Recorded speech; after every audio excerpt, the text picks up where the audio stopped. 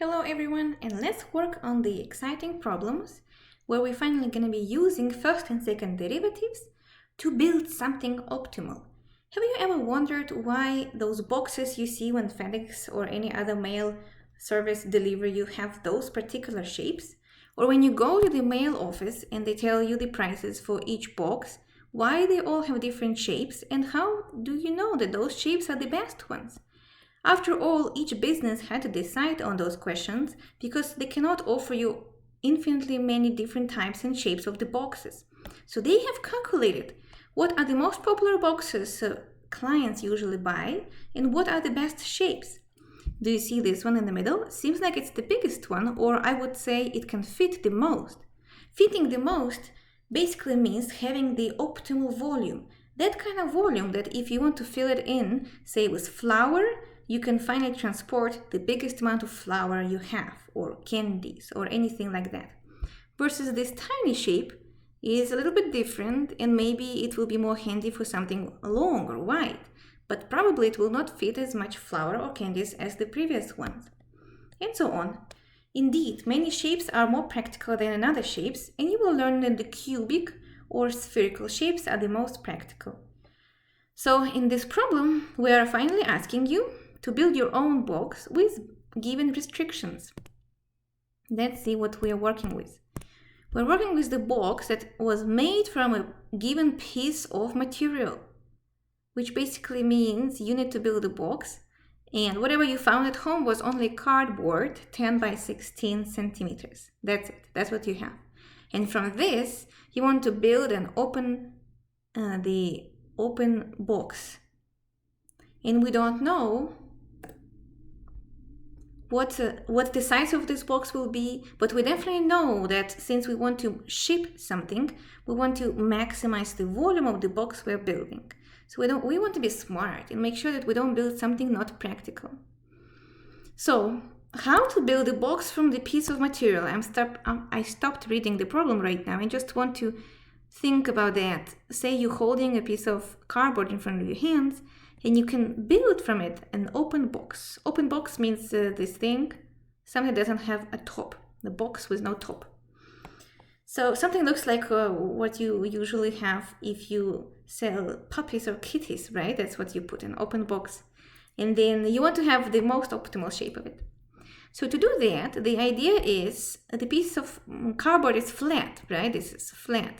So if it's flat, it's not really a box. We can think it's as a box with zero volume. To make it 3D shape, I will cut off these corners and then fold it. And when I fold it, it will become like this. It will have a 3D shape. Now, when I glue those corners, I'm gonna use tape, for example. Then, it will be fixed, and it's a good box. I can use that. The question is, how much should I cut? If I cut too much, say I will cut like this. First of all, I'm losing a lot of material, and that's kind of dumb. You don't want to waste so much material, and the box will be tiny. If I cut too few, the box will be very, very flat. It will be even flatter than this one. So it's going to be this long, this wide, and barely any height. Make sense? So you want to cut the best shape out of the corners, making sure that the corners have the same sizes, or else when you fold it, the sides will not match, and making sure that the cut is not too big and not too small. Preferably, the perfect cut will create an open box with the maximum volume, And I will show you how it looks like on this amazing animation. I will give you a link at the video. So here is a piece of paper I'm giving. You see it in front of you. And, in our case, we have a fixed material, 16 by 10. In this case, it's different, and we can even play with it. What if at home you actually have different piece of cardboard? You can play the length and the width. Now, when I decide to cut, so my height, what can be my height? When I am folding this flat piece of material, the height of the box will be how much I cut off at the corners. So if I decide to cut 0.5, Actually, let's do even more to make it more dramatic. Then, look what's gonna happen. I will show you this piece of paper, or this piece of cardboard with the angle, and now look how it folds. It's folding. Look, this magical animation. Someone created it and it's very helpful now to see. This is how it folds. Look how magically all the corners match. Why this is the case? Because we're cutting squares. Look at the vertical shape again. Those are squares you can see here. When we cut h equals 0, say 1, h equals 1, we're cutting exactly the same shapes. That's why when we are closing the box, the sides will match and creates open top box. So depends on the length and the width and how much I cut, the volume changes. As you can see, volume is my length times my width times my height. And it is increasing, decreasing, and so on. Seems like if I cut too much, if I'm increasing my shape, my h, then the volume decreases and it's just getting impossible. If I don't cut anything, it's with no cut, there is no height, so there is no volume, it's 0, and so on. So I can play with this shape. And at some point, the volume will be optimal. And our job is to figure out how to find that. Well, mathematicians like to play with games like this, and whatever we don't know, we call it x. So if I don't know how much I want to cut, I will call it x, and x will be the size of my cut. So that's what it says over here. Squares of this side length x centimeter will be cut out of each corner. So I will write down. I'll write down here. Let x centimeters be the size of the cut. The size of the cut. Well, it's the size of the square which will be cut off from each corner. Then ends and sides will be folded up to form a box with the open top. Find a dimension that will maximize the volume of the box and also find that maximum volume. Okay, pretty cool. That's actually that's all we need to know. I will put my dimensions over here. 10 by 16. So this probably is 16.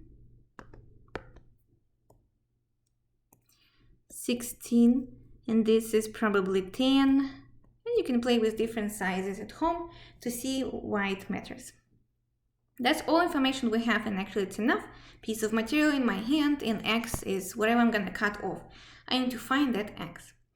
Well, let's build the volume first. Makes sense? If you're looking to maximize the volume, let's build the function that represents the volume. The volume is height times width times length, right?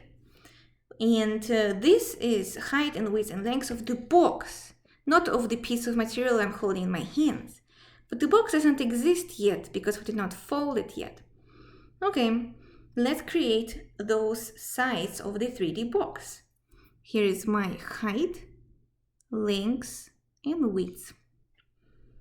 Well, if the whole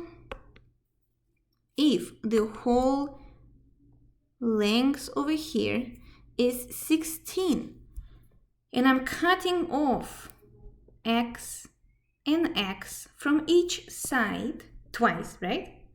Then when I'm gonna fold it, that actually looks like width in my second picture, but it's fine, I guess doesn't matter. When I'm gonna fold it like this, these cutted pieces will indicate the edges of my box. So this side over here, I will use the pink color. This side over here will be my length of the box.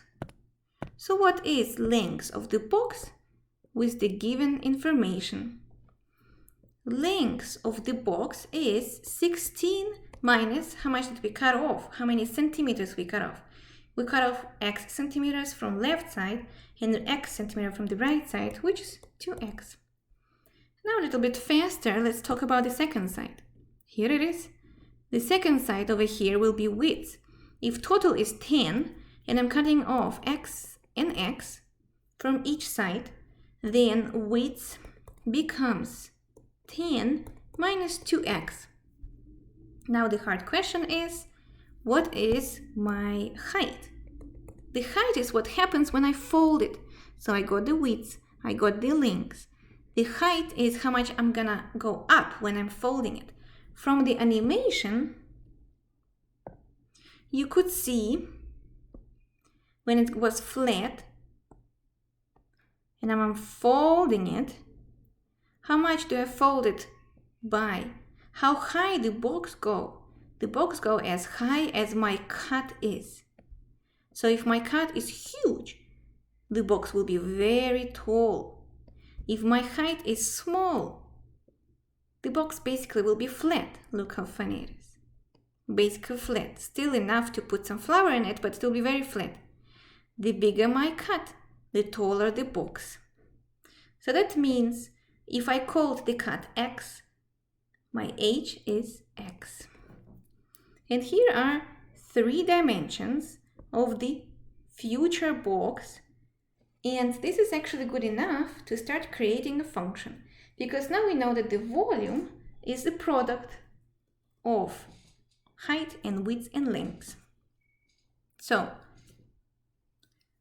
volume will be, and here's going to be my function, volume. Height is x, width is 10 minus 2x, length is 16 minus 2x. And this is my objective function. If you don't know this terminology, review the material. Objective function is the function, that we will be maximizing or minimizing or basically optimizing. This is my volume. I want to find the maximum volume. But what is this function? Looks so weird. Raise the hand if you're a visual student and you want to see everything. Well, I went to Wolfram Alpha and asked it to plot this function. And here is the graph of this function. The graph of the function v is actually a cubic function, as you can see over here. So if it's a cubic function, and I just said that it's objective function, and we will be finding maximum of this function, doesn't it look weird to you that it doesn't have a maximum? Look at this, it's increasing forever and decreasing forever as well. Basically, there is no maximum and no minimum here, so why are we wasting time on that? Very interesting question. We just taught you that continuous functions might not have minimum or maximum. And I'm talking about global minimum and global maximum. Of course, it has some local hills and pits, which are local maximums and minimums. But we're talking about the biggest one, the biggest volume ever, and it seems like it doesn't have it. Well, what does it tell you if I say a phrase, restricting the domain? Restricting the domain. This phrase means that on the particular interval, if I cut off the minus infinity to infinity interval, I will have some kind of closed or open interval. On the closed interval, we definitely guaranteed that the continuous function has global maximum, global minimum. That's the theorem we taught you before. Now, do we have that restricted domain or not? Well, volume cannot be negative, so this piece on the left already is not important anymore. I don't need to look at everything below, everything on the left from 0, right? Volume cannot be negative, and it's definitely, and x cannot be negative. Think about that. What kind of cut is that if it's negative cut? So I'm definitely know that x should be positive, so I'm not looking here on the left. I need only from 0 and to some other number. How far my x can go? Can it be infinity? Let's think about that. Can x be 1,000,000? So here's my box, 16 by 10, and I decided to cut off 1,000,000 centimeters from each corner. Is it possible? So from the animation you saw, the more I cut, the less box left to fold. Well, it means there should be an upper limit for how much I can cut. If I have 1,000,000 and I will plug it into my volume equation, I will have negative width and negative height, right? Because it makes sense. I cannot cut more than what I have. How can I cut 1,000,000 if this side is 10 and this side is 16? I cannot cut more than that. I definitely cannot cut more than 10 and more than 16, and since it's the same x, let's choose the smallest number, 10. So x cannot be more than 10. But now the second question, I'm actually not cutting the whole thing, I'm cutting from each side. Since I'm cutting from each side, I cannot cut more than half, right? If I'm gonna cut 7, for the length, it's fine. I will cut 7 over here and 7 over here. 7 plus 7 is 14, still 2 left. So it will be a tiny piece left over here, but it's doable, it's still fine, mathematically speaking. But what happens if I cut 7 from my width? I'm cutting 7 here, it's more than half. Then 7. Then 3 left. How can I cut 7 from the other side? Seems like I cannot cut more than half. What is half of 10? 5. And that's what happens when we speak about a domain. X should be less than 5, right? Let's check. If I cut 5, when I'm talking about the lengths, then it's fine. 16 minus 5 times 2 is 10, 6 left. But if I'm talking about 5 for the width, 10 minus 10 is 0, and it means if the cut will be even a little bit bigger than 5, say 5.1, then it will be 10 minus something bigger than 10, and it will be negative. If one side is negative, the whole volume is negative. Then it's impossible. And it's also impossible to have negative height, negative width, and negative length. It makes sense as well. So this is how the domain shows up. Domain. Now different books talking differently about the situation. Should we include ands or not? You will see probably in your homework that ands are not included. X, I will be using the notation X belongs. Have you ever saw this notation? X, C with a tongue, X belongs to interval 0 to 5. In some books you will see that 0 and 5 are actually included. And when the cut is 0, the volume is 0 because there is no cut. The cardboard is still flat. When the cut is 5, then one of the sides, the smallest sides, the width is 0. Then the volume is 0 again. It's basically a very tall piece of paper with no width. So I will put or and in parentheses. It really depends on the book and depends how you see the situation. Does the box exist if there is no volume? That's a very interesting rhetorical question. So with these conditions, if I'm talking about domain from 0 to 5, then this is a restricted domain for the cubic function, and on this closed interval, indeed, the function has global maximum, the biggest value, and we're looking for that one. We're looking for this value. Okay, we know how to find this value. We're given a function. It has only one variable x. There's no problem in finding the derivative, set it equal to 0, finding critical points, and then analyzing them all, make sure that points you found are in a domain, and then concluding what is the maximum for this function.